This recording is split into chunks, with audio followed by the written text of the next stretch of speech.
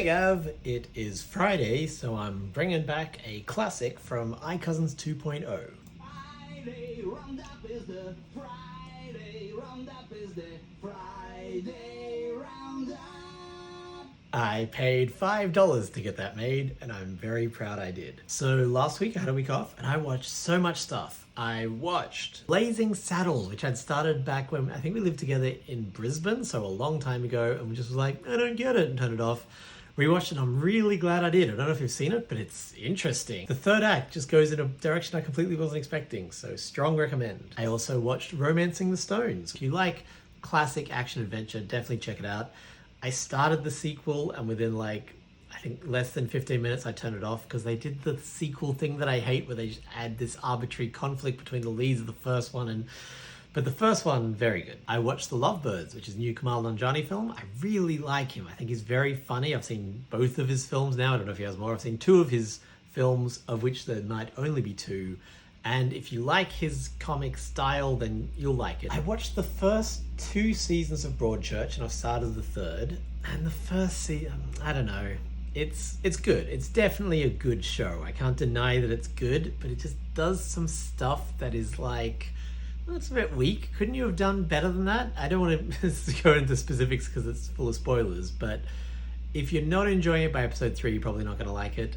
And if you're going and expecting a really tight murder mystery, you're not going to like it. Having said that, I'm very glad I've seen it, and I'm enjoying it enough to keep going to the third season, so another recommend. A lot of recommends today. I've been watching a lot of good stuff. Here we go. Here's 2 not recommends. The Importance of Being Earnest and Gosford Park, which are both fine. The Importance of Being Earnest is very, it's a pretty straight adaptation of the play, so it is old-timey, and it did make me laugh. I was surprised by how often it made me laugh, but it gets very silly. It's kind of like the ultimate farce, which is why I watched it, and yeah, it gets farcical by the third act. Gosford Park, again, I went in expecting a murder mystery. I keep watching this stuff expecting murder mysteries. Gosford Park is not a murder mystery at all. The first hour and 20 minutes is just them introducing characters essentially non-stop, and I went in expecting a murder mystery with Stephen Fry as the detective. Both of those elements appear for maybe 10 minutes of the 2.5-hour runtime. It wasn't for me, but if you're super into Downton Abbey, it's more of that. Oh man, I watched Making a Murderer. Don't watch that. It's horribly depressing. I don't know what I was expecting. I think everyone had told me it was horribly depressing, and then afterwards I went online to try to make myself feel better by being like, well, maybe they got some stuff wrong in the documentary. And yeah, they got some stuff wrong, but generally speaking, it'll make you feel bad, not only while watching it, but it's been a week and I'm still thinking about it all the time and just getting sad. So do not recommend. After watching that, I was in the mood for more true crime documentary, I guess. So I watched the Fire documentaries. Oh my God, if you haven't watched them, you have to check them out.